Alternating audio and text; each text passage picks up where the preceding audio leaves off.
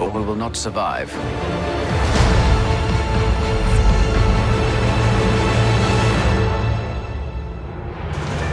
Leave us alone. When the time comes, he must be trained. Like you trained his father? You still want Kenobi. He's gone. Maybe you've been looking in the wrong places. I want every lowlife and bounty hunter to squeeze him.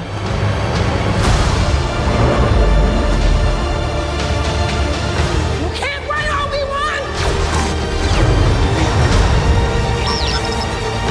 You can't escape him!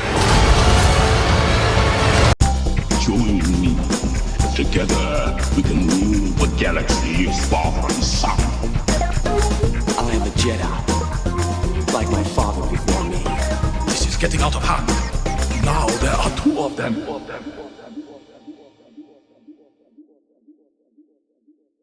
Hello there, Space Wizards, Plastic Spacemen, and Rebel Princesses. This is Todd Hoffman, and you're listening to Big T and Little T, a Star Wars podcast. There you go. Welcome to episode 103. Today, it's only been 106 days since we started counting down for Obi-Wan, and it's finally here. So we're talking about, they gave us 2 episodes on one night, so we're going to be talking about part 1 and part 2, but we couldn't do this alone. We brought in a friend of the show and first-time guest from Its Canon Podcast, Boris Aguilar. How are you doing, Boris? I'm doing real good. I'm doing great. It's been a busy weekend, just Star Wars. It's been all Star Wars. It's perfect. Right. You know, with the anniversary of Star Wars, you had Celebration and everything. So there's just so much Star Wars coming out, and I love it. I love every second of it. Yes, I know. You got Stranger Things 4 coming out. You got Top Gun coming in, and Top Gun? It's a flying movie with Tom Cruise. With planes and jets. I saw the trailer. You saw the trailer. Yeah, it's only been delayed like 5 times. It's no big deal. Yeah, exactly. It's no big deal. But I'm hearing really good stuff. My buddy just saw it last night and said it's amazing. So have you seen it yet? Not yet, but I do plan to watch it. I think after this weekend. This weekend, I'm a little busy with so much. Right. And we got AEW tomorrow, and so it's like it's. Oh yeah, we're going out to our buddies. Yeah, I mean we watched AEW last time, like a couple months ago. Yeah. And we're ready. We're ready for ready for Are we AEW. eating pizza there too? I'm sure we'll do pizza. I mean, pizza and wrestling. I mean, it kind of goes together. It goes hand in hand. Tacos and pizza. Tacos and pizza. Tacos wings, pizza, tacos, and wrestling. It all kind of. Yeah. Yep. Anything that's like Mexican or like anything that's like Italian. Yeah, Italian. Yeah, because pizza's Italian, kind of. Yeah. Yeah, exactly. kind of. At least it's the long weekend, right? Yes. So, Boris, for people that don't know you, tell us a little bit about yourself and then what's Its Canon's podcast all about. Yep. All right. So I'm Boris Aguilar, and I'm the host of the Its Canon Podcast. The show started. It's been on and off since 2015 or so. Okay. It started off as a comic book review podcast. And those can only take you so far.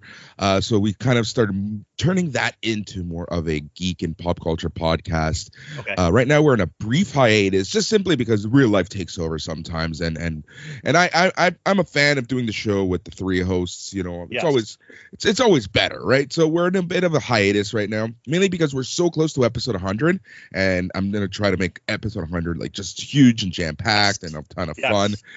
So that's the It's Canon Podcast. It's all about geek pop culture. We talk about movies, comics, video games, books, tech. Yeah, it's all the fun stuff, right? All of it. Exactly. Nice. So that's the It's Canon Podcast. And then on top of that, I also run the Sunday Night's Main Event podcast network, which is based out of here in Canada. I'm from Canada. I'm from Toronto, to be exact. And back in the late 90s, Law, live audio wrestling started. And this is kind of like its spiritual predecessor from that. It was actually the first podcast per se, internet radio shows, right? Wow. So for 20 plus years, it's been the premier radio show. It does air on radio, terrestrial radio here in Canada. Wow. Okay. Okay. Yeah. So coast to coast every week, we're joined by Dave Meltzer. We chat really? The week that was cool. pro wrestling. We get guests, and then we also have a podcast network on the Patreon, patreon.com/SNMA Radio. And we have one wrestling show every single day. Oh my gosh. Little ambitious, but okay, cool. Awesome. Yeah. There's a definitely a resurgence in wrestling, which is nice. Yes. Exactly. Now with like AEW kind of staking its claim, it's been really healthy, I think. So same here. One of Dad's I think friends, like his son said Disney's trying to buy it. Well, there was rumors like, when Vince was kind of just purging for a little bit there, he really trimmed the roster. There were some thoughts about, like, because the NBC already kind of has that contract, and looking at, well, maybe Disney wants to scoop in there, and it's not happening right now, but it's interesting. It's interesting that how he's been doing with the roster and letting go some pretty key people. Exactly. And if you take a if Disney actually bought it, what if they did like the wrestling of like all the Disney characters? No, now might as well bring Doink the Clown back and. Funny enough, like AAA in Mexico, every time they have a big show, they always have this one special match of these Marvel characters, and they dress them up as Marvel characters, and it's people like Brian Cage and Ricochet, and before it would be Ricochet doing, not anymore, but you get like these big names doing stuff like it's always funny. That's awesome. It's not unheard of. Yes. So, like you said, busy weekend, lots of Star Wars news. We got an Andor trailer, which looks fantastic. I'm so stoked for Jedi Fallen Order Survivor. Yes. I love that game. There's been rumors that the sequel Respawn was working on it, and we got the trailer yesterday. It's like, beautiful. Well, we played the last one. Yes. There was kind of I think it like the scary kind of part for me was like that one planet had like so many monsters. Dathomir was tough. When you try to go Dathomir, you get punked out early, man. Yeah, you get punked out too much. You got like mini Rancors and Night Sisters, and they're actually zombie Night Sisters. They were. Yep. Yes, that's why it was scary. Yeah. So super excited for that, but. Again, they've been teasing it forever. They moved the date. It was supposed to be the 25th. It dropped the 27th, and then Celebration crowd got it early, and then right after that, they released it to everyone. But we're here to talk about Obi-Wan Kenobi. So before we get deep into the 2 episodes, what was your level there, Boris? Were you happy? Or were you like, I'm kind of apprehensive of this? What was your thoughts about having this Obi-Wan Kenobi series? So, it's always hard to shoehorn in a story. Yes. And when you kind of know exactly how all the characters are going to end up, right? So I always find it interesting to kind of see how they shoehorn these stories in such a way that everyone ends up where they're supposed to be, and it makes, like, in the grand canon, it makes sense. So I was curious to kind of see what they were going to do, what crazy adventure Obi-Wan Kenobi was going to get himself into, because we know exactly, within 9 years where everyone's going to be, where and what sides and this and that, and there's certain interactions that you kind of have to leave out of the show because of that very reason, right? So because of that, I was more curious. Having said that, Ewan McGregor as Obi-Wan Kenobi, like, I remember I was a kid when it was announced that he would be playing Obi-Wan Kenobi. I was really, really young, and I was excited back then. Yes. Seeing him reprise that role, just awesome, right? Fantastic. So it's fantastic. Yeah. So that I was pretty excited. I was pretty excited. Yeah. But all the excitement was just surpassed. Okay, what did you think, Trent? We were pretty jazzed about it, right? I was just wondering how he would like take I was just wondering like let's see how he is doing it, like how like what's gonna happen to like Luke. Yeah. Is he gonna stay with Luke, or is he gonna was there any interactions with Luke? Yeah. We were kind of wondering how that would work, yeah, you know, and the weird, the kind of creepy part is like some people got like hanged like from the. Oh yeah. Well, hey, you're getting right into it, huh? Yeah. I'm just saying, like they got hanged, like Yeah. It's like that's kind of like. That's creepy. Yeah, it's creepy. Like they just like they don't have like nooses around. Well, no, it was definitely a show of dominance. Yeah. So should we just get right into it? Your choice, man. No, I was just gonna say I was definitely excited about it.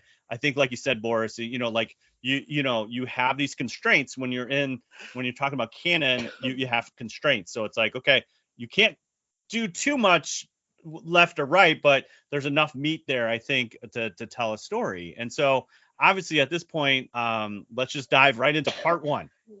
So part one, we get pretty much. What's also funny when we get so hyped with these two, you know, we had 2 teaser trailers. Pretty much everything we saw in those two teaser trailers were part 1, part 2. I don't think we saw anything else. Yeah, I kind of knew that was going to happen, and I appreciate that to a certain extent, right? Yes. They did that with Mandalorian. Yes. It was the first 4 episodes or something where they, heavily teased. Yeah. And I like that because now we have no idea what's going to happen. Right. Yeah, I like that too, because it's like, but every time I saw a shot, I'm like, that was in the trailer. Okay, I think we got just 1 and 2, which is, like you said, when Mando first came out, you're like, oh my gosh, this is crazy. And literally it was no more than the first 4 episodes at all. You know, it's like, okay, we still got like other chapters to discover here. So I think that's super exciting, especially when we're only looking at 6 and they launched the first 2. You know, we got a little, not too much wiggle room here, you know, for content. Yep. So, but like it's like the smallest. It's a small sliver, but we'll take it. It's the smallest sliver, and like it's like the hardest way to get through. Really. Well, yeah, but now they're dropping every Wednesday. So here we go. All right, every Wednesday, not every Friday. I wish they were Fridays. I wish. Yep. I'm kind of I wish Marvel was on Friday, or Marvel was on Wednesdays and Star Wars on Friday. You know. Agreed.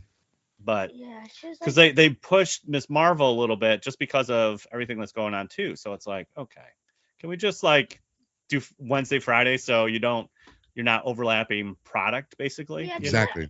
I wish like the switcher like, oh, we should because we usually like we had Mando Fridays, man. We just loved, we got the Chipotle. We're ready. We're rocking in and sitting down. And so, I don't know, something about Wednesday. It's like, nah, okay, I get it. It's in the middle of the week, but what's it called? On Tuesday, that's my last week of school. Well, yeah, I know. Super excited. Yeah, I'm gonna kind of miss the place because I'm in 2nd grade. You're going to a new building, big time. The big time. Yeah, I'm gonna miss all my teachers. So I want to come and visit them. Like the thing with me, I always had nice teachers. That's good. I had no bad teachers. I had no like strict teacher. Like they have to be strict sometimes, but like. Well, because you're probably dancing in the background or doing a dab or something. Right? or they just what's it called?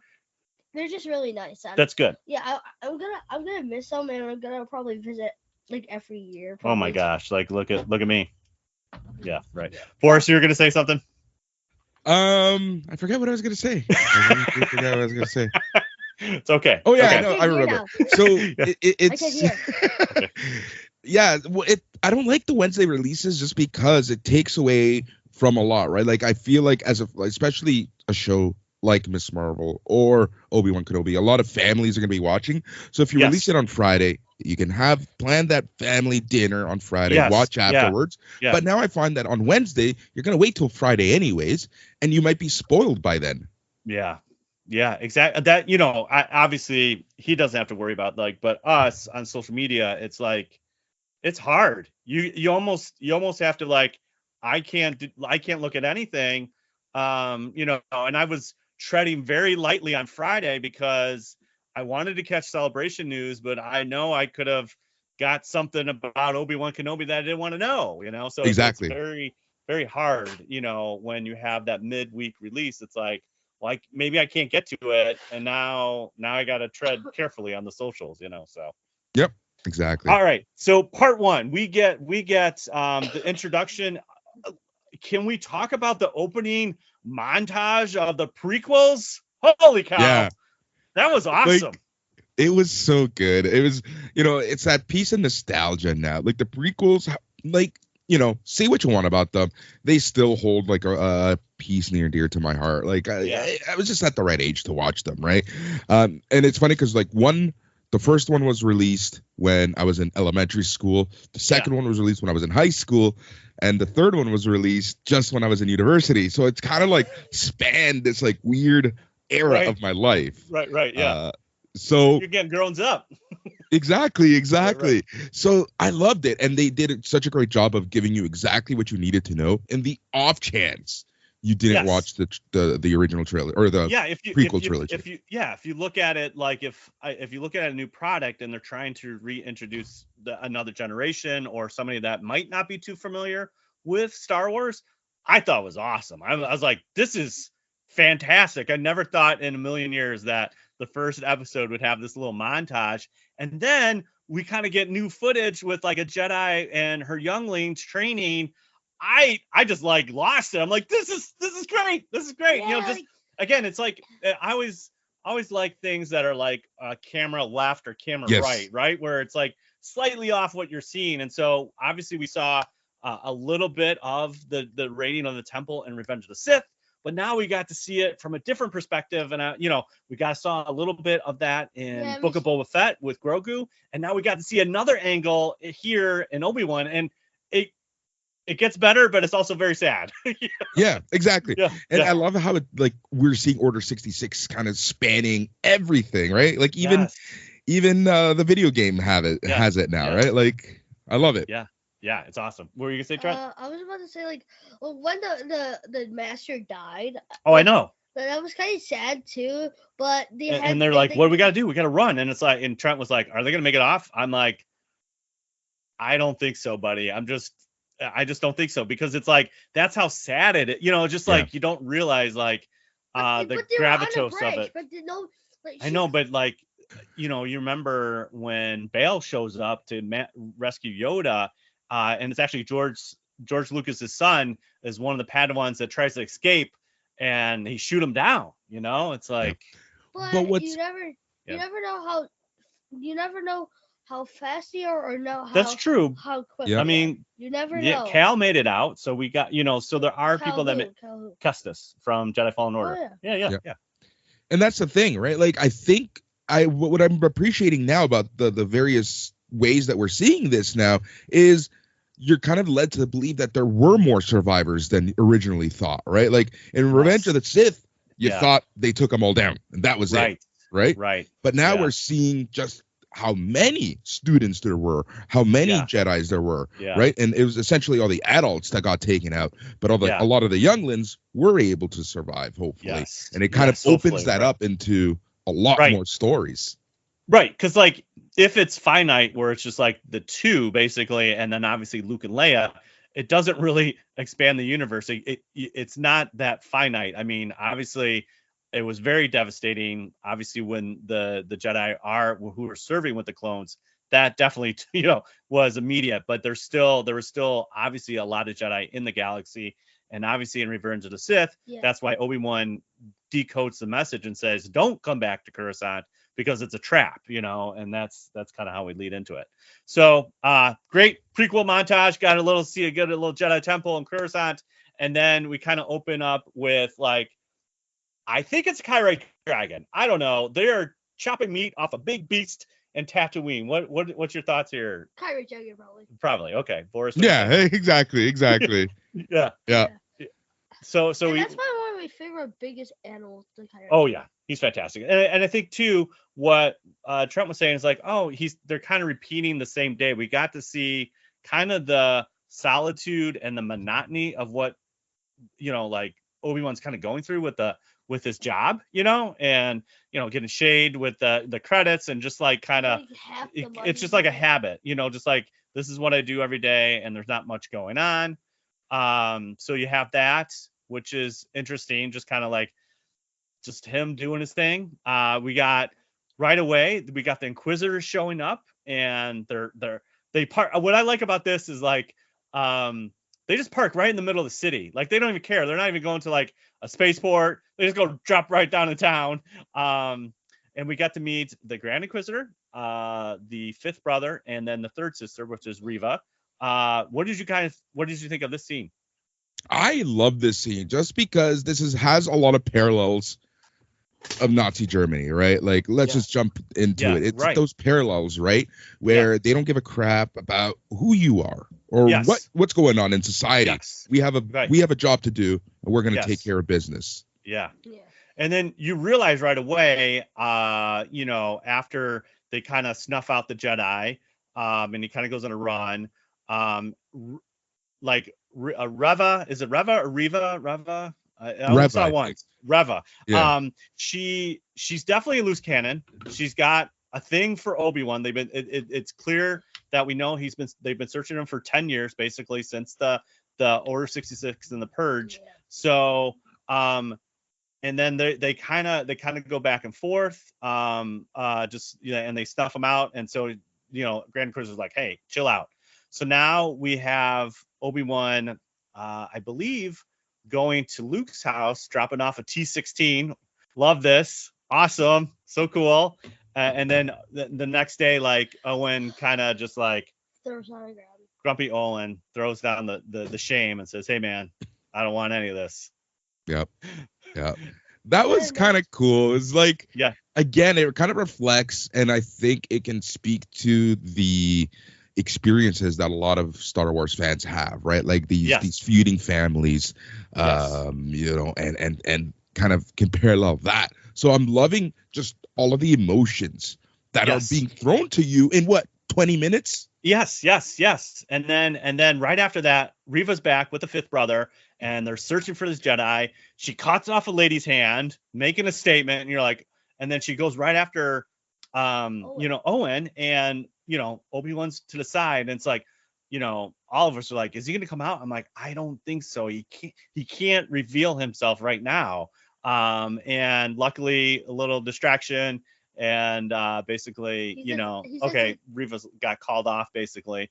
And the one part that I really liked is like, Obi-Wan's like, thank you so much for, not saying anything. And he's like, I didn't do it for you. It's like, ooh, there's definitely, you can tell, like if we go to A New Hope, you can understand why Owen's so crusty. He just doesn't trust the Jedi. And obviously we see a little bit of that just because of like all the hardship that they're literally putting through the town because somebody's in the midst of, a protector or somebody that has the light side, so it's very interesting, I think. Yeah. And I think also it's like, I feel like Tatooine has always had this special hate towards the Jedis because they're in the outer realm.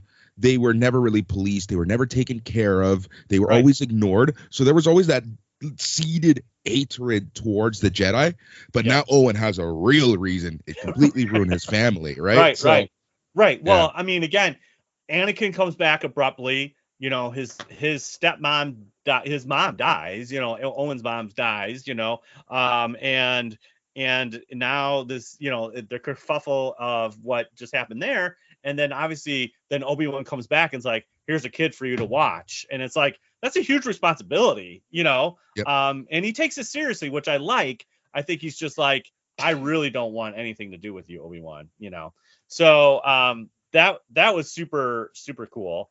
And then we get introduced to Princess Leia. Yeah. And I think that was, to me, the biggest thing that was so obvious, but I didn't even think they would do. So I not to toot my own horn, Boris, but I said there's got to be a reason, because based on the trailer, I called it the Blade Runner city, with the rain and the dark. I was like, there's got to be a reason that Obi-Wan's there. And the only thing that could drive him off Tatooine on his prime directive is Princess Leia. And I was like, there's got to be something going on there, like kidnapping or whatever. So that was super, super cool, just seeing her in Alderaan. We got more shots of Alderaan, which we basically only got a half a second in Revenge of the Sith. Yeah, exactly. I love that actually, and you know, yeah, I should have thought logically the way that you did, because literally it's his prime directive. He has one right. job. It's his prime directive. That you're absolutely right. It's his prime directive. There's nothing else that matters to Obi-Wan except that the basically the watchful eye over Luke, because he feels defeated. His hope is in Luke, you know, and so that's where I think that's where I was like, it's got to be Leia, you know. Yeah, and I love how they're already building Leia to be this rebellious, pun totally intended, little kid, right? Like just doing whatever she wants to do.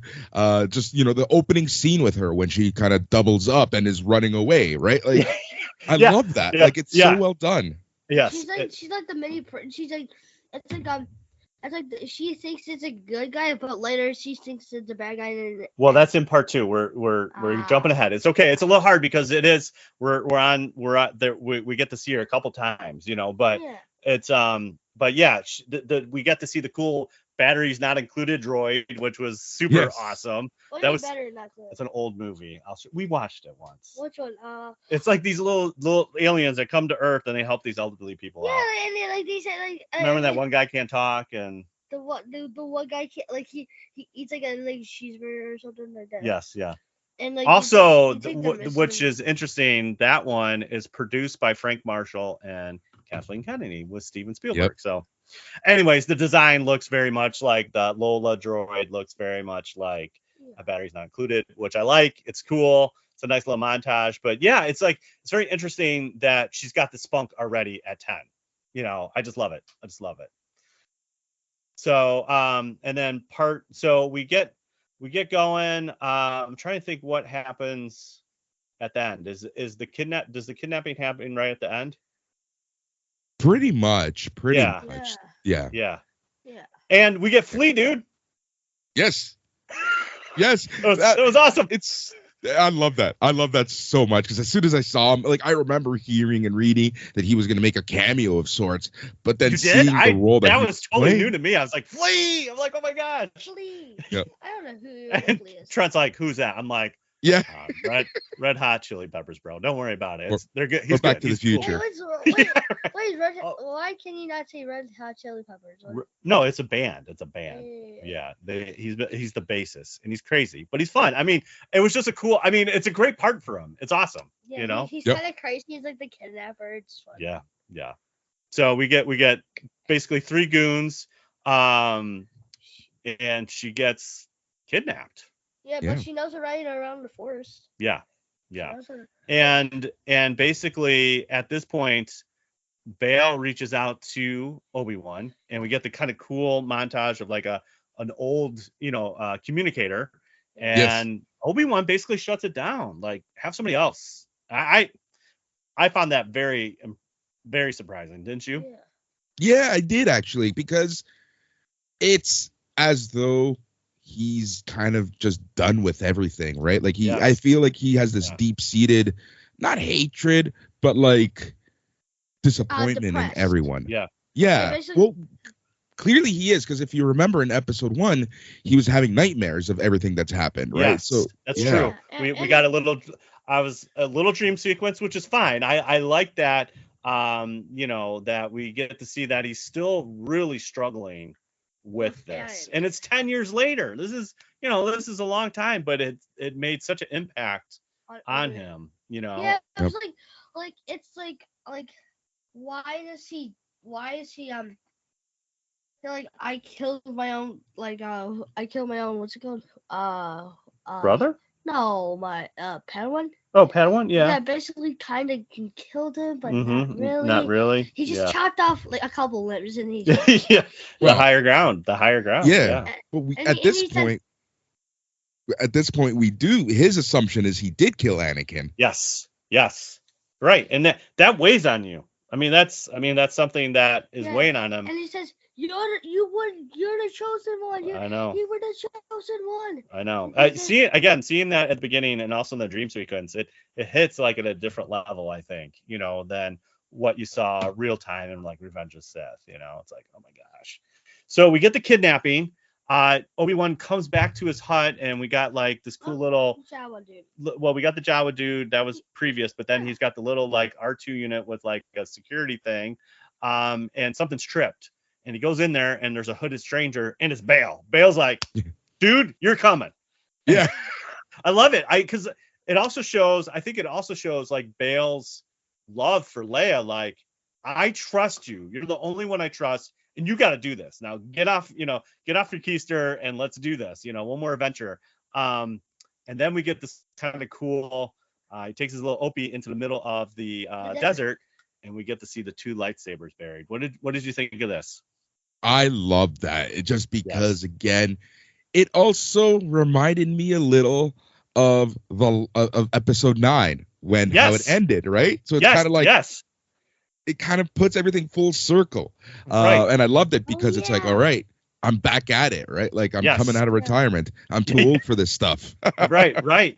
And then so Obi-Wan goes to town, and that's when we see the Jedi that is hung, basically. And it almost it might be a little right before that, because then he's like, okay, I'm gonna go get my my saber, Yeah, it's like why did Rey, Billy or her? It's the same thing. Like those are theirs, and she's moving on. And kind of Obi-Wan is doing the same thing. I'm burying mine in Anakin's. Like, I don't want anything part of that, So we get right at the end, we get a lady that says, "Are you coming?"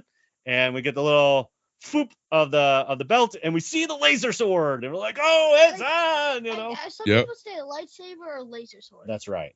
But like some people think this is like Star Troopers, Jedi, and that's probably it. Yeah. But there's more to it. There is more to it. Yes. Oh, yeah. That's all these things. So that's pretty much part 2. So part 1. So now we go to part 2.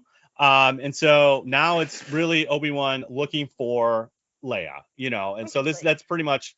I was digging the trailer parts, and like I said, I love the Blade Runner thing. What did you think of this overall look? I love this. The look and feel was just amazing. Like there was something, like I feel like everyone at Lucasfilms, Disney, is using this show as a redemption. And one thing that I absolutely love that I forgot to touch on, when they did the scene of Order 66 at the very beginning. Watching the clone troopers in non-CGI it was wonderful. Oh, so I feel like and that's what I liked about the city, right? It was more practical looking than this fake CGI city that we got in the prequel trilogy. So and the music and just everything, the atmosphere, the fact that it's raining, it's like, okay, the Jedi the Empire, like it's kind of like this cloud over the entire galaxy now. And we get to see Rex. Yes. Oh my God. Well, we get to see Temuera Morrison as a clone with a huge beard. That was fantastic. I was like, right when you heard the voice, I'm like, is it Captain Rex? I was like really like thrown off for a half a second, but then it's just like this old clone. I don't know, man. I dug that 120%. I was like, this is amazing. Exactly. It's something that we never thought of, especially now with the Bad Batch, right? Now that we're seeing the replacement of the clones with actual people. What happened? What's going to happen with all the clones? They don't care about them. No. And again, it's that parallel of real life that I absolutely love, right? Like how reusable someone is or replaceable someone or expandable. It really, expendable. Yeah. It's expendable. It's like, we used you for your purpose. Now we're using a better version or a more controlled version, and you're off to the wayside. It's just one of those things that brings it real world, and I love it. I love it. And then the fact, obviously, we have our boy Temuera Morrison just doing it. It's like, oh, this is so good. There's 2 questions. You have 2 questions. Yes, okay, go ahead. My favorite clone is Rex. Okay. And the second That's not really a question. That is a statement. You're saying my favorite clone is Rex. Okay, go ahead. And like the other thing is, like I hope we get to see Rex and like Obi-Wan Kenobi. Like he's like he comes to his home. He actually he kind of comes to his home. Yeah, and he's just sitting there, just waiting. Hey man, I'm ready. Yeah, I don't know. That'd be cool. There's anything's possible at this point. Exactly. Everything's still on the table, and I think that's what makes it exciting too, because like obviously we'll get to the end, but like the Princess Leia thing will kind of come to a close, and there's still more to tell, so there's still a little bit more here. So we get to the planet Daiyu, which again, we love neon, we love wet, and we love darkness, and it works really well. And we get in front of a fake Jedi. We know he's fake. Well, at first we thought, oh, this guy's so kind. He's helping out these two, like a mom and a child, but he's a con man. We know right away. He's a con man. And with the magnets, that's just yeah. That's just kind of rude. Yeah, it was just awesome. the way that he was like saying, "I'm in your mind now." I love that. So it's I think it's Haja is his name. Yeah, wait, something like is that that, his name? Yeah. Yeah, well, like he was kind of like he was like, how did you get in here? He's like, and he just like. And I forget the actor's name. What's his actor's name? I forget his name. Yeah. From Eternals, he's a comedian. Yeah. I love that he was like super serious and like you almost like, but then I right to Trent, I'm like, he's not a Jedi. Yeah. You're no Jedi yet. So then Obi-Wan sees right through him, and we get some information, and basically he's gave him a location that you think the Leia's at, which was legit. So he goes into the sewers, and we get like a little. I mean, you don't know about this, but we get a little like a Breaking Bad little thing where Obi-Wan puts on some, and they're making some kind of illegal drugs there, and so we get that little part, and then he takes out a couple thugs, and then he drugs them kind of like the guy's just like not yet. He blows up the thing so he can get distracted, swipes the key card, goes in a cell. Leia's not there. He got duped easy, and then Flea shows up. Flea and his two other fleas. and so, but Obi-Wan had that drug from that girl that basically was, here's a freebie, and basically tripped him out. And he said a couple more adults, you'll say, forget about her. I know. Which is, again, another kind of real world thing. Like, no one leaves this place.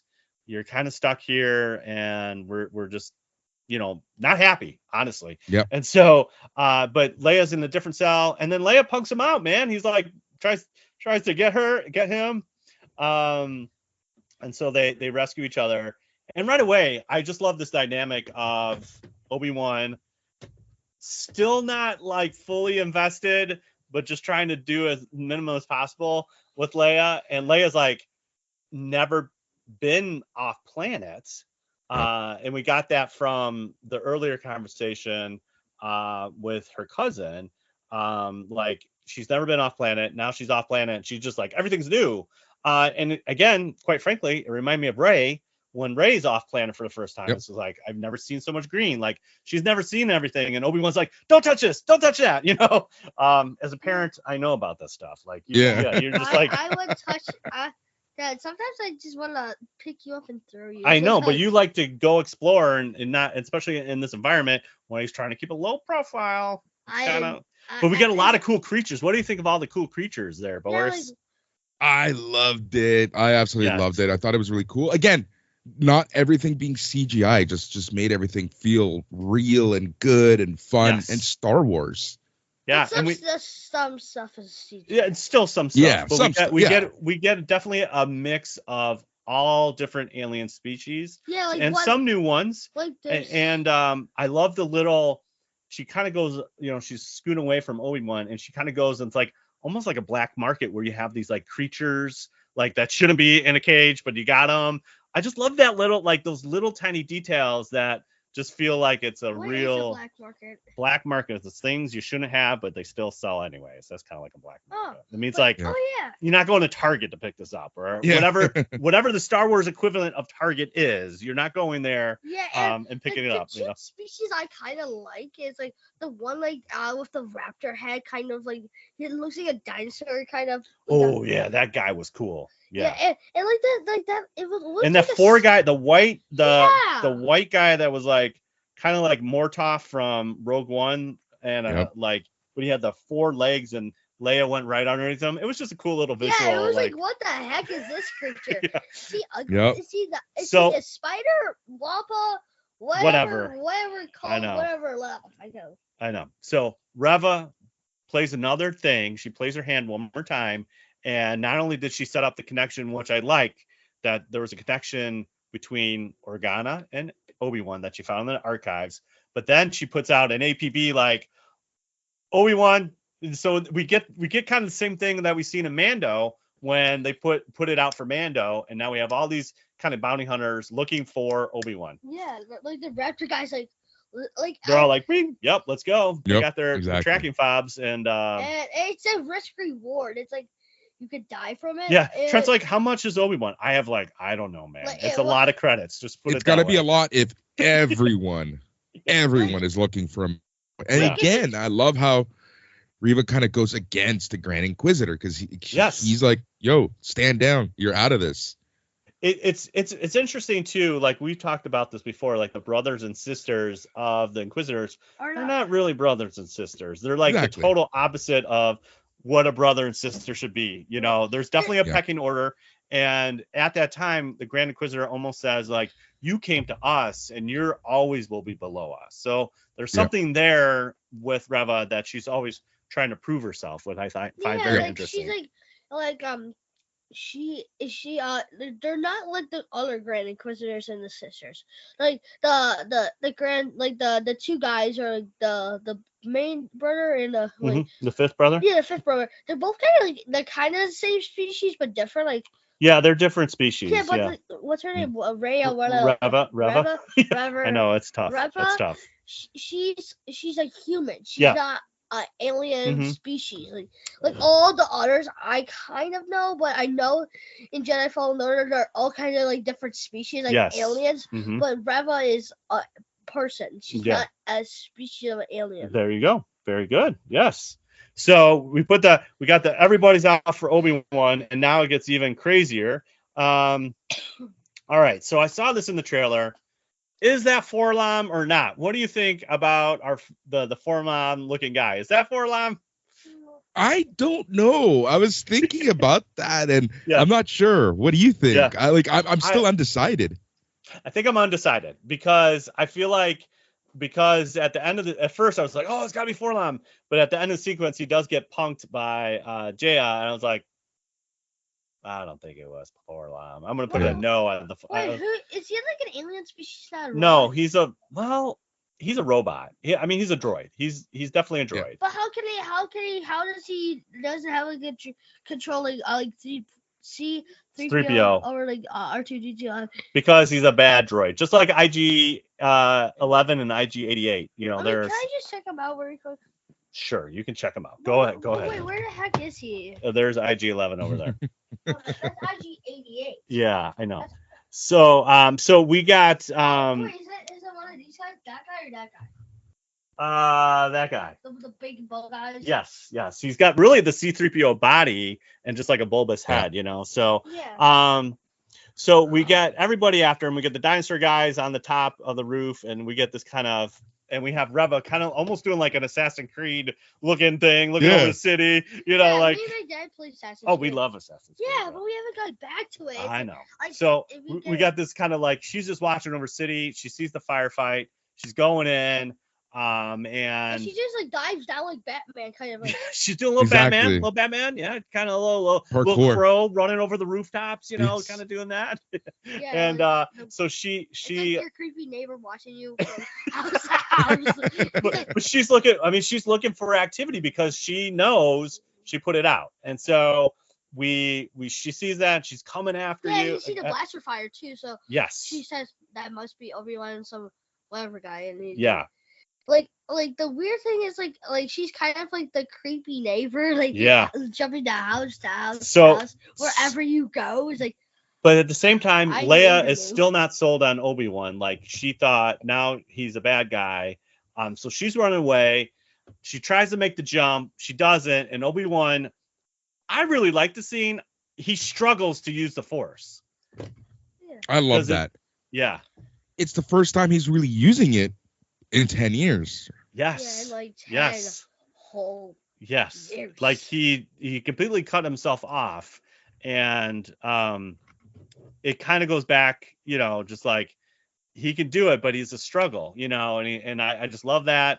And so then Haja shows up and says, I'm going to right my wrong. Here you go.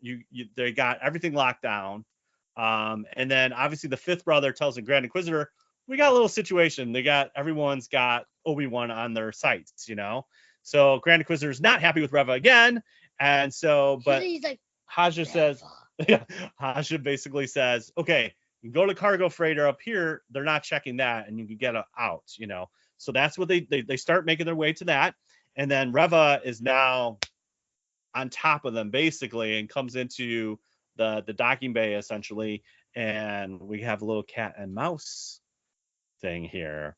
Dude, this dialogue is fantastic. Reva's the cat it is. and Obi-Wan's a mouse. Yes.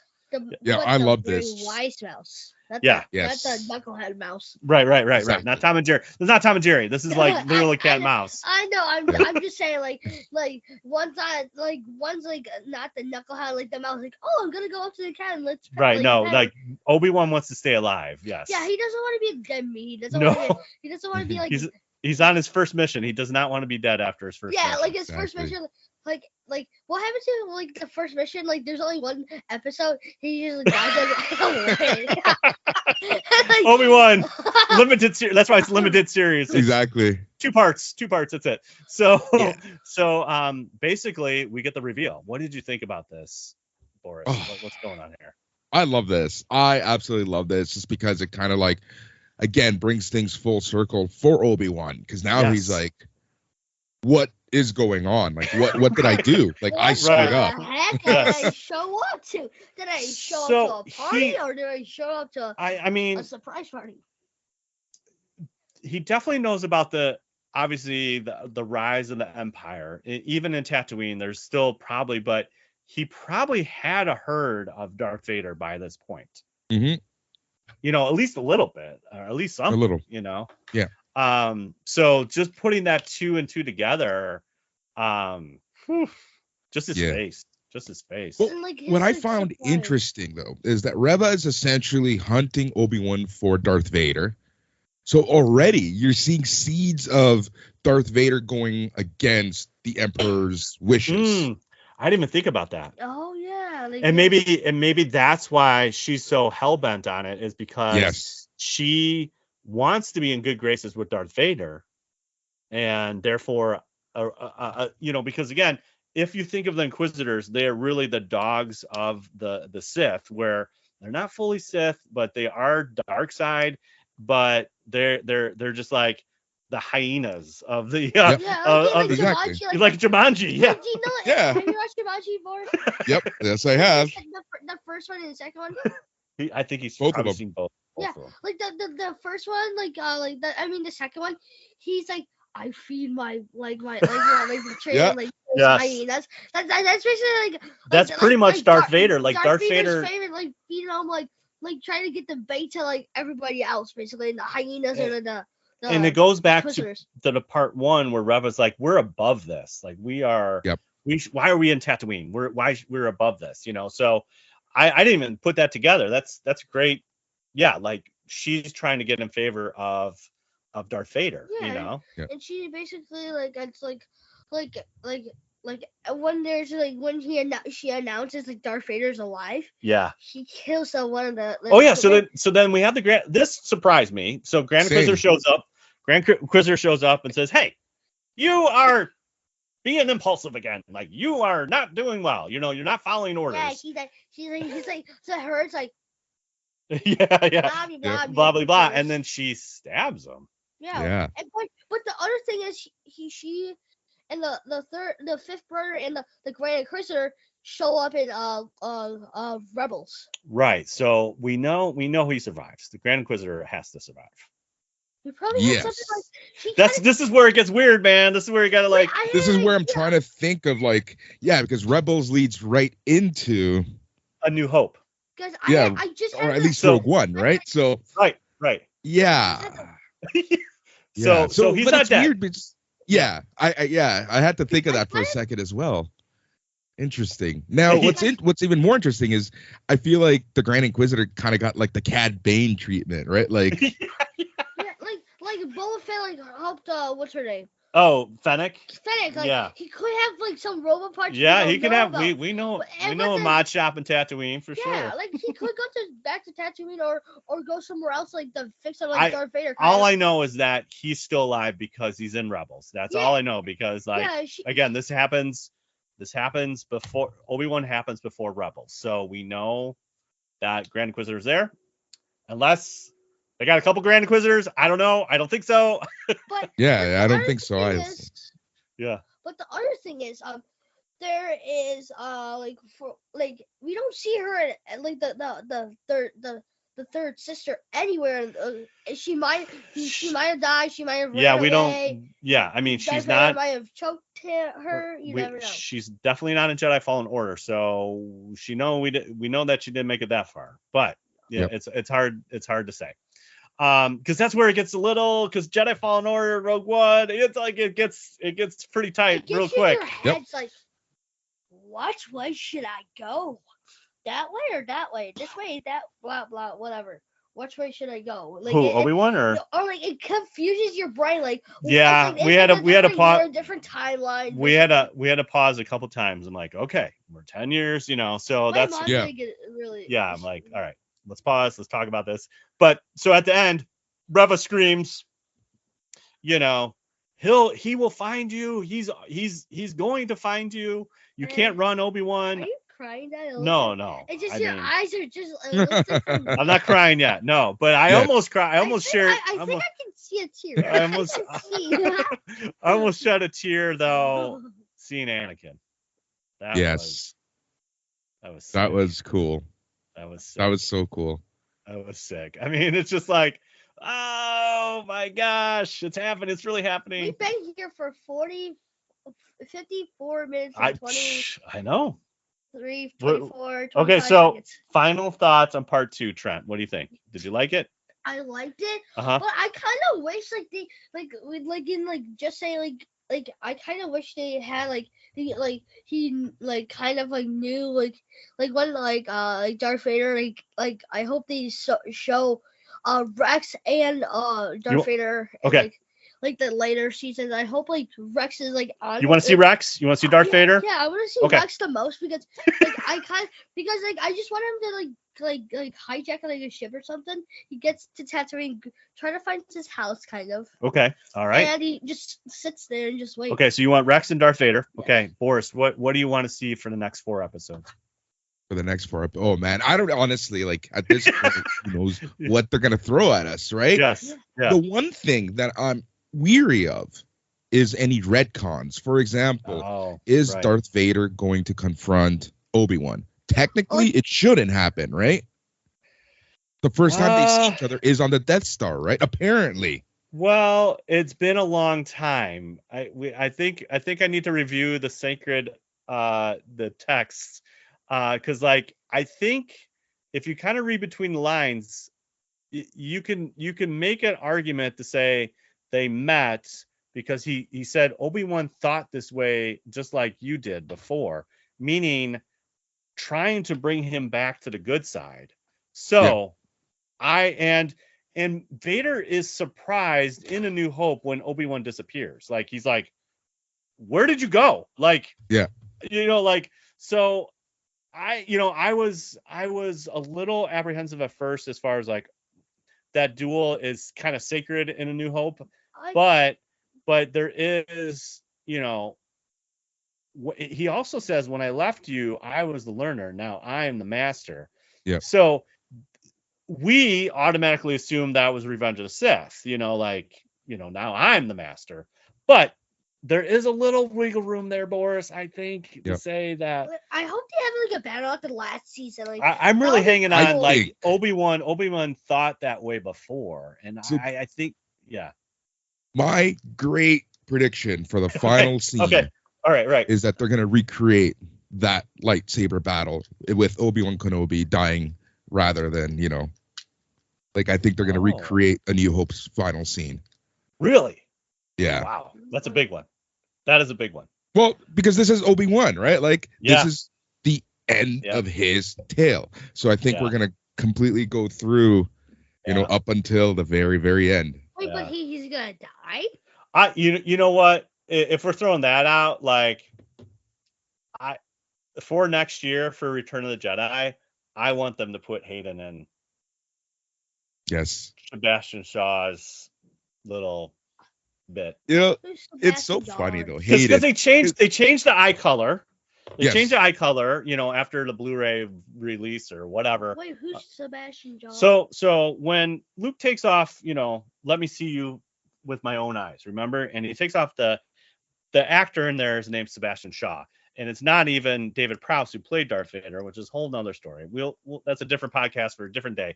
But Anakin's only 45-ish in Return of Jedi, and the guy that they got him, he's like a 70-year-old dude. Anakin's, Hayden's there. They got the suit. Yep. I'm just like, this is why I'm telling you that they're going to redo parts of A New Hope just because of the whole age weirdness that's been going on. Yeah, man. I don't know. And it's so funny, like Hayden Christensen, like he's from just north of Toronto. Okay. You can catch him. Well, I don't know where he is now, but like, yeah, he's at Celebration. Phil, exactly. Phil, Right. my podcast partner, he Yeah. lives in the same town that Hayden Christensen lives in, and he would see him at Toys R Us. That's right? so awesome. And we're talking That's so just a few awesome. months ago. Like, it's so funny. Hey, but- and Okay, in Canada, they still have Toys R Us. We need to go to. Yes.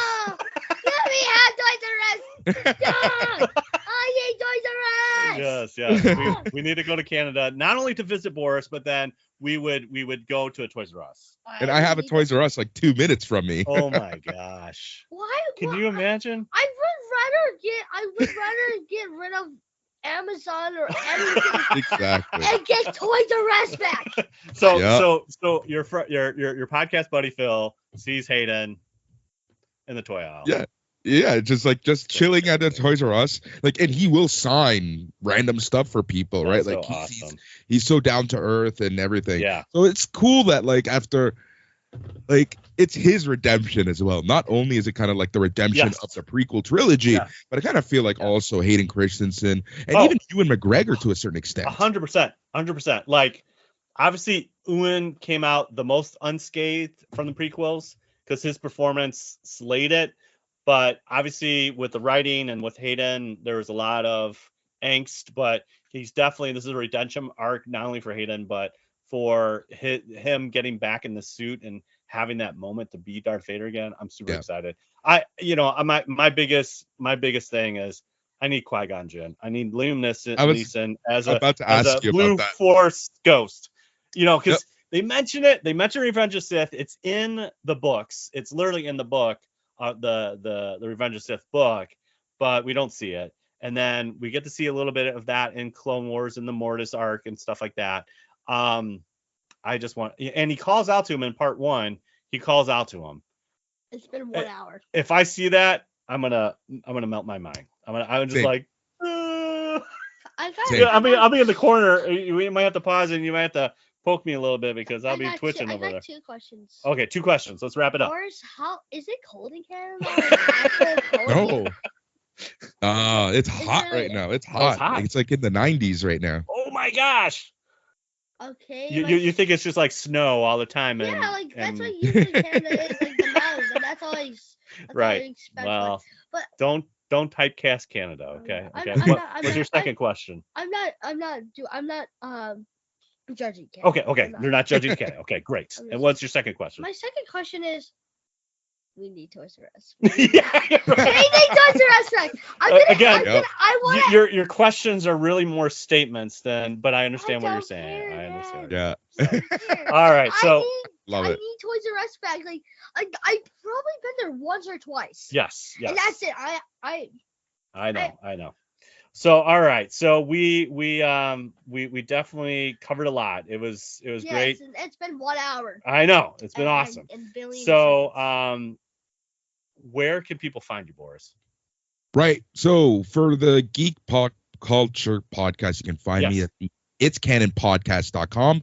Okay. If you like wrestling, if you like the insider wrestling news, you can find me on snemeradio.com.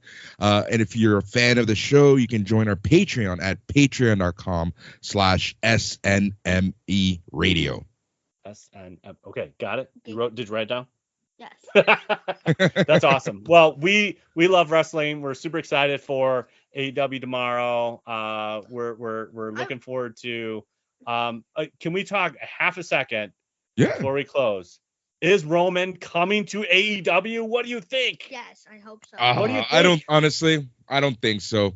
I think that the family ties are way too close to burn that bridge. Yeah. Yeah, but I didn't think Cody was going back. I know. That's the big one, right?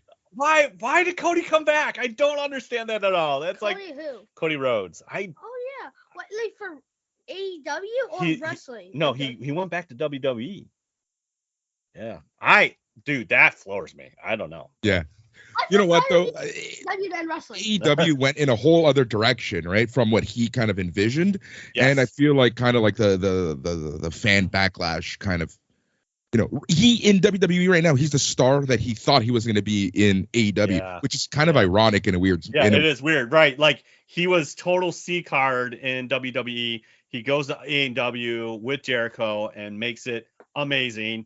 And then he felt kind of pushed down again in the roster, comes back over, and now he's, doing with Seth and just doing amazing stuff. I'm telling you. I mean, my big prediction is, so look, July 1st is Money in the Bank in Las Vegas. Cody's going to win. Monday, July 4th, Independence Day, the American Nightmare will win the belt.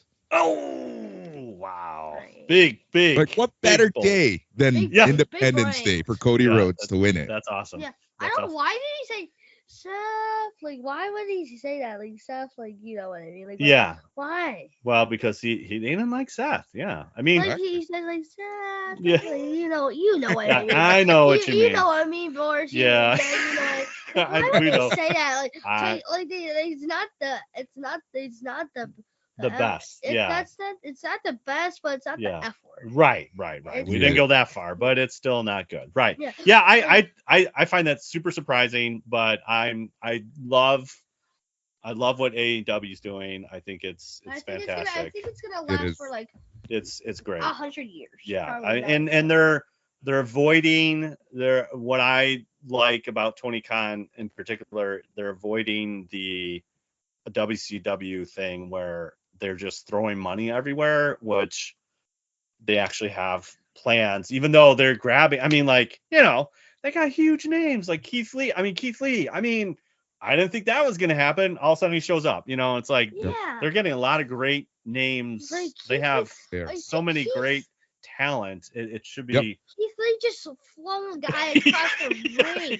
He's so fun to watch. He's so fun. I think I'm Keith Lee in school. I can. You can pick up some guys and just you fling guys. 50. I can probably pick You're just up like, hey everyone. man, let's go to school. Let's go to recess. I'm just gonna throw you over there. I can probably I've done this to my cousins. I put them in my like their feet and armpits. So I go slow. Like I go around and around. Are you doing a swing? A giant swing? I go around and around with their like when they get dizzy and then I just fling them. There you go. Fling them, I just drop them. I love it. Wow, But, that's great. I can probably pick up the kids on my shoulder and just put them Well, down. you keep on saying your prayers, eating your vitamins. You my never know what's vitamin gonna D. happen. Exactly. Yeah, and I got muscles in my thighs. Where? What? Great. I do. Great. I'm actually doing it right now. Oh, okay. Let's all right. Before we let you go, where can they find us? Where can people find us? All right. It's Big T Little T Podcast on Instagram. BLILT Podcast on Twitter, and then we're on twitch.tv, Big T Little T. We're streaming Rocket League, Madden, and Lego Star Wars. Yeah, and there's more. I want to get to the Oculus. Okay. Well, we'll work on that sometime soon. No, we're gonna. If you wanna leave us a comment, you can comment, rate us on Apple Podcasts, or email us a question. We want to hear what you thought about Obi-Wan. Big T Little T Podcast at gmail.com. There you go. If you can't remember all that, just go to our bio link, bio.link / Big T Little T. And then next time we meet, we'll probably be talking about part 3 of Obi-Wan show. Boris, thank you again for coming on show. We appreciate you we were a guest on your show, and now I'm so glad we could return the favor and you could be on our show. It's been an absolute pleasure. Always a pleasure, guys. Honestly, I just love geeking out, and you guys are just awesome to chat with. I always remember Trent. I think when he's like when we were on your show, he's like, "Wow, Boris likes wrestling. He likes video games, and he likes Star Wars. I mean, and he's an adult." I was like, "Yeah, there's cool people too out there." Exactly. Like, man, I want to grow up to be like Boris. I'm like, you go for that, buddy. That's what my nephew's saying. I'm always like, be a little tranquilo. Not exact so much, clones. Yeah, not exact clones, but we like that he's the same interests. Yes. You know what the thing is, honestly, and let me tell you guys this. When I was younger, I was a huge geek, but then because of high school and university, I kind of fell out of it because it wasn't cool, right? But then I said, no, that's who I am, right? Like comics. I like comics. I like wrestling. I like video games, and I've embraced it as an adult. Yes. Yeah. And I think too, I always think of it this way too, Boris, is like, you know what? We have to put, you got money in the bank, and you gotta put food on the table. So sometimes those interests, if you can align it for a career, that's great. Sometimes you can't, but you should always pursue something that you love, because you will not have a healthy life because you are not being true to who you are. So sometimes, obviously, if you're in corporate America or something like that, well, that's what you got to do. But outside of that, you should pursue those passions, and that's why we love geeking out and geeking out with other people about all this kind of stuff. It's fun. It's fun. So. Exactly. Thanks again, guys. No problem. Okay. So truly. I got it. Okay. Truly wonderful the mind of a child is. There you go. And may the force be with you always. Bye. Bye. Bye. Bye. Bye. Bye.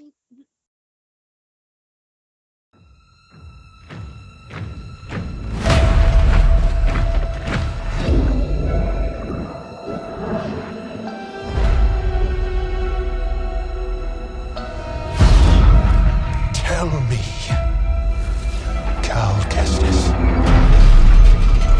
why lead when they won't follow?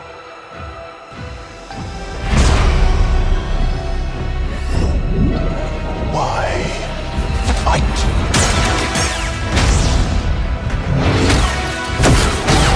when you can't win? What is your next move,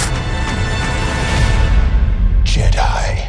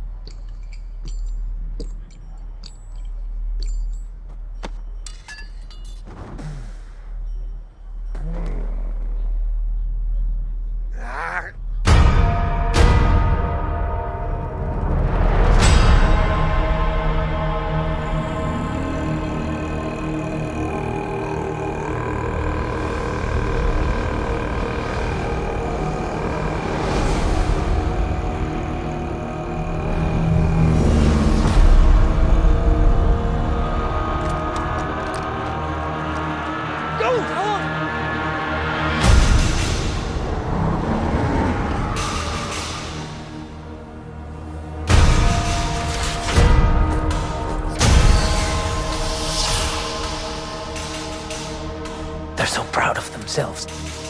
So fat and satisfied.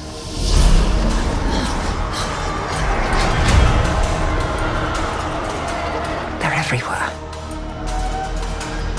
They're watching me now.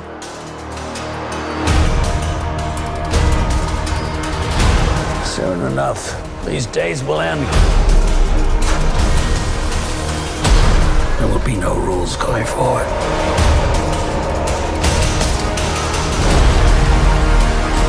People are standing up.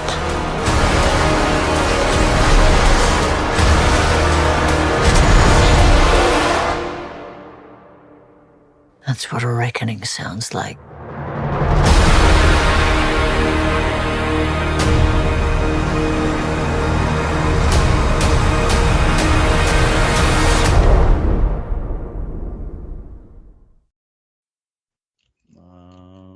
Okay. Checking. Perfect. Now it's recording. Good. All right.